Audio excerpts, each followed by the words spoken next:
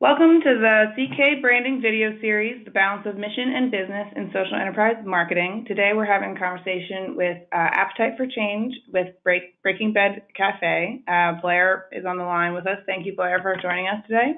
Thank you so much for having me.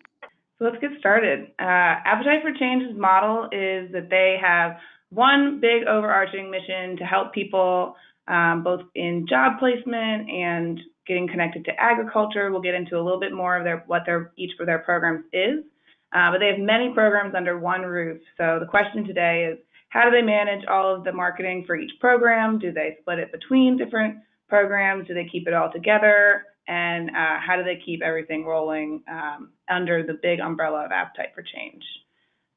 So would you mind just telling us a few of the benefits, challenges of managing all these programs at once?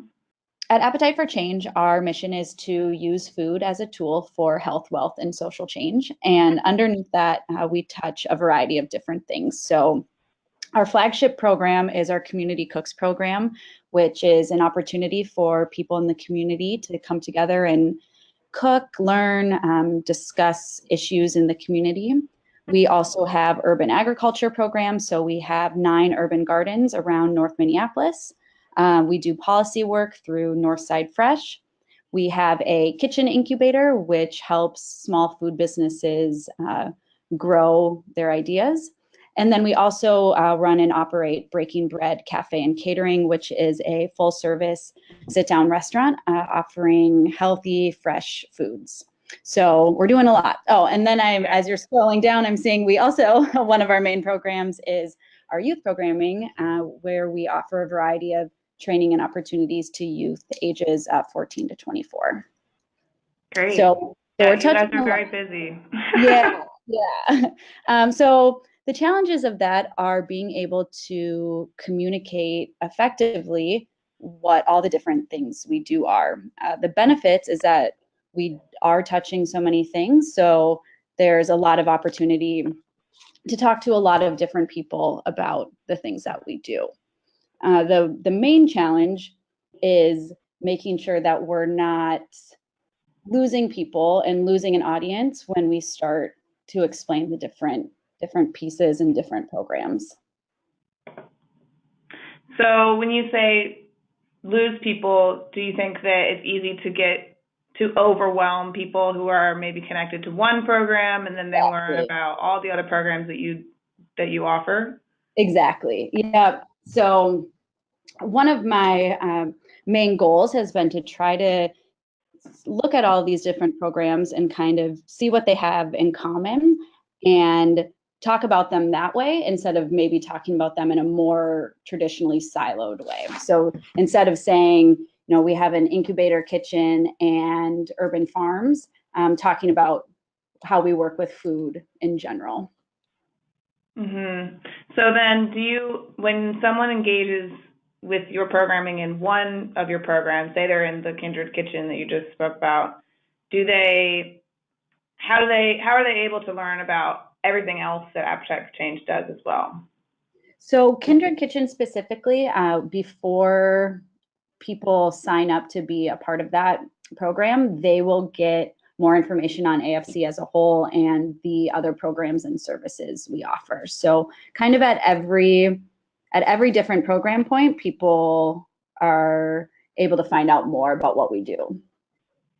Right. Yeah, that's great. And we have the same issue here at both Fair Start and Catalyst Kitchens, that we just have so much going on that it's hard to really get people in on all fronts. And our programming is pretty singular in that it's culinary training. You guys do so many dynamic things. Yeah, I think one thing that I've been trying to remember is that how we organize things internally by program isn't necessarily what makes most sense for someone on the outside looking in either.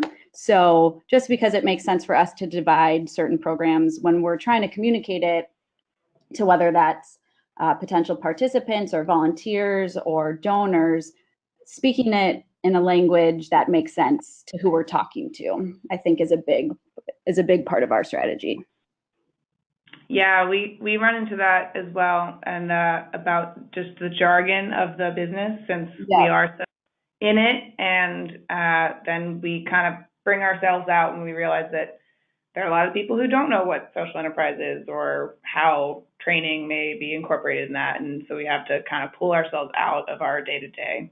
Exactly. And really try to make it as simple as possible and focus on the things that people can understand and care about instead of trying to overcomplicate it and walk them through the more internal details of all the different programs.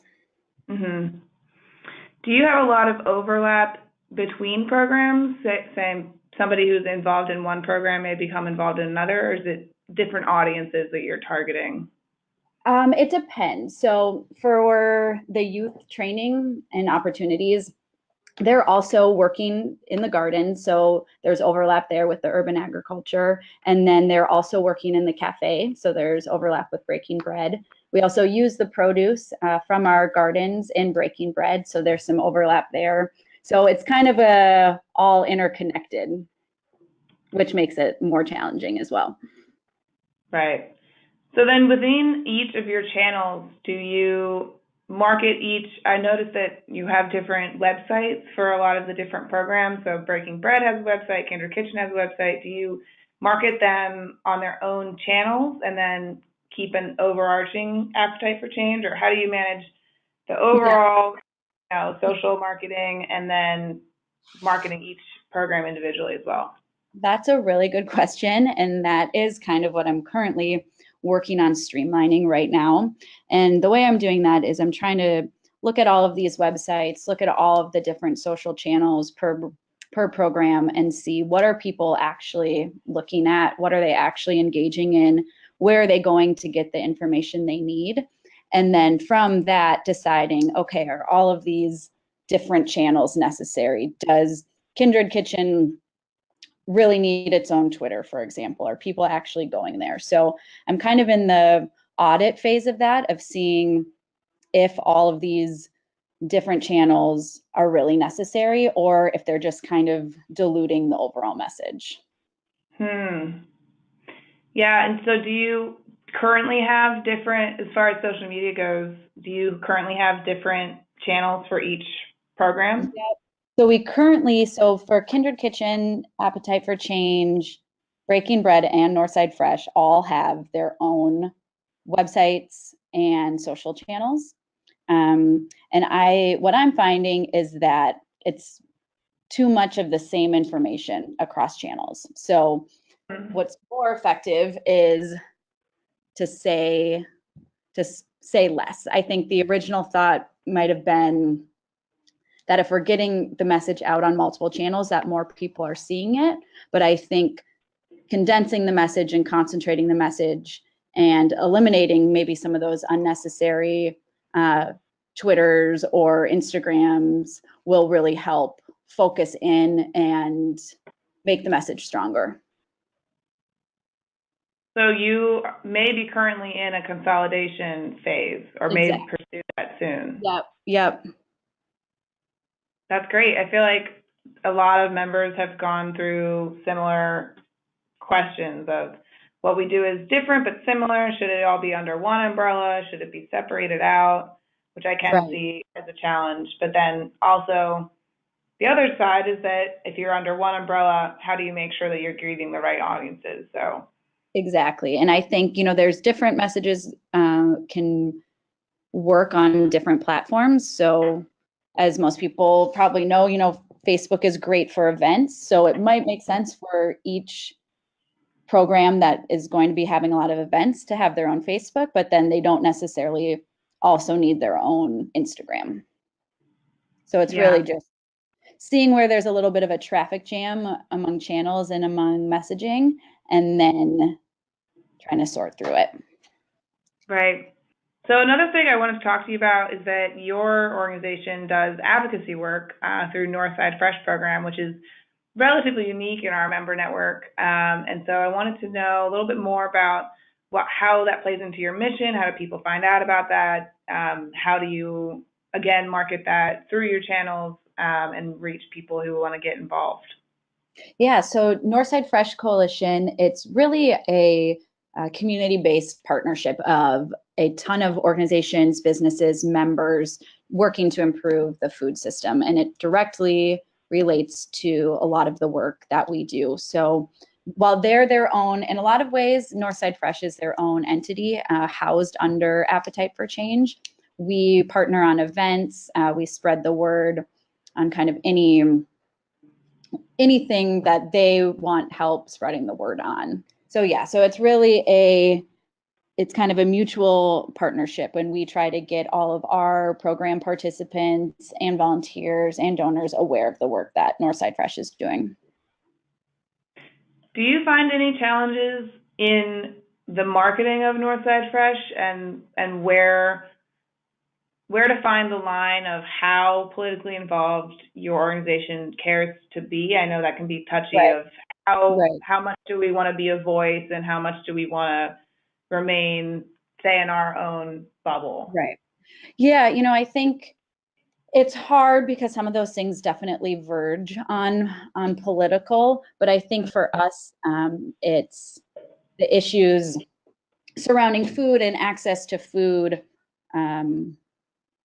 They're things that we stand by. So we try not to verge too into the political, but just more into what's right surrounding food policy. Right. That's great. It's really wonderful to be involved in that way and to really have the capacity to expand into that. Yeah, and I think that policy kind of is maybe it seems like a scary word or something that people don't want to push into or get involved in, but it doesn't have to be. Yeah. Well, I think that it's definitely needed. So thank you guys for your work there. Yep. Great. Well, thank you for joining me today. This is really great to hear a little bit more about your programming and how each channel is managed over the overarching umbrella of Appetite for Change. So thank you for your time. Thank you so much. Yeah. Next, we'll be talking to Bloom Bakery with Towards Employment on a business-forward marketing approach.